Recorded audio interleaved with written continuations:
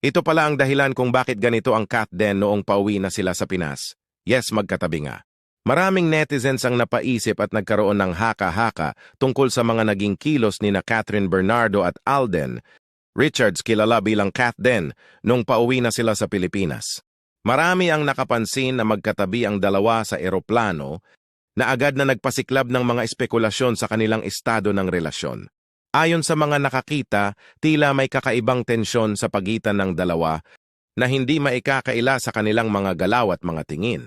Dahil dito, nagsimula ang tanong ng fans kung ano nga ba ang tunay na namamagitan sa kanila.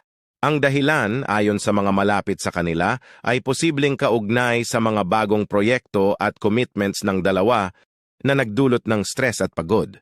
Gayunpaman, pinili ng Kat Den na manatiling propesyonal at magkasama sa biyahe, nagpapakita ng kanilang commitment sa kanilang trabaho at fans.